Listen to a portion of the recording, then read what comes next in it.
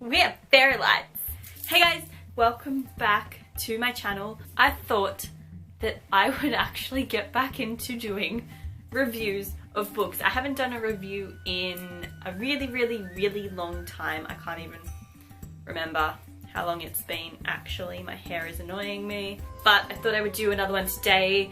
The book I want to be talking about in a non-spoiler review is Ava and the Trinity Initiation by C.J. Black. This is actually an arc. It was released back in February, I think the 14th of February, but I received a copy of this in January because I'm actually pretty good friends with the author on Bookstagram. Ava and the Trinity is, I think, the name of the series, and then the first book is Initiation.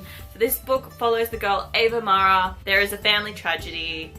Somebody dies, and after their death she finds out that she's the keeper of this thing called an artifact. She's gonna go off on this crazy adventure and find out and discover more of the artifacts and what being a keeper means. Initiation is a dark fantasy YA novel. I wasn't expecting it to be as dark as it was. There is a lot of violence, murder, and rape. If you're uncomfortable with any of those three things, I don't recommend this book at all, especially because you don't expect it. Like, when it happens, you're just like, oh, okay. So many things happen in each chapter, and it's a lot to take in, especially when you stop and think about it. It's very intense, this book. Ava meets some very interesting characters along the way. The whole time I was constantly questioning, is this character really a good character?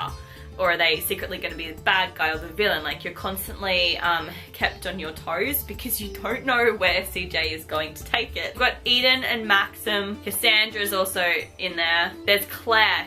The character is Callum, who I don't like. He's a douchebag. I don't like Callum at all. And basically he has a lover that he's using, and you don't really hear about his lover ever again. And I kind of just feel like that character and that whole scene was just put in there to try and like appease the lack of representation in YA novels in regards to the LGBT community. It needed to be explored a bit more. There was almost like no point to it except to show how much more of a douchebag Callum actually was, and you could work that out from the other things that happen in that chapter and the rest of the book, that he's a horrendous character whom I did not like, and there's a very special place in hell for him as far as I'm concerned. I couldn't really guess where it was going. There's so many twists and turns in this book that you're constantly like on the edge of your seat wondering what's gonna happen next. I really found the whole world to be really interesting and fascinating, especially the use of the artifacts. You don't find out a whole heap of them, like a whole heap of information about the artifacts. All you find out is the fact that there are artifacts and there's a lot of them, but nobody really knows what they do, which is very frustrating. So I'm hoping in like the second book you find out more about the artifacts and what they do and what they mean, and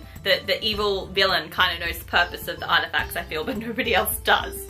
So if he could let us in on that secret, that would be nice. And I want to find out more about Claire, who is the leader of the Order of the Grave. I think it's awesome that this order is led by a woman. Yes, thank you for that, CJ. But yeah, it's interesting to see what goes more on with the Order of the Graves, because you don't know a lot about them.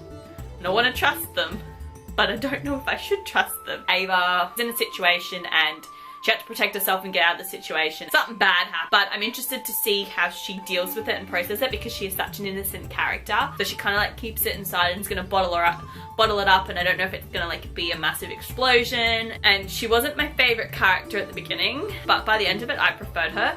My favorite was Eden, but then he turned into a typical guy because he just got too sex obsessed. I really did quite enjoy this book for a dark fantasy novel. It's a very interesting world CJ has done. As far as I'm concerned, he's done an amazing job for a debut novel. If you'd like to check out anything else by CJ Black, I will have a link to his website, his Instagram, anything else I can find that I think is relevant down below for you guys. I'm really proud of him. He did an amazing job for a debut novel. I hope you guys enjoyed this non-spoilerish review. I don't think I gave too much away this time. So yeah, thank you so much for watching, and I will see you guys in my next video.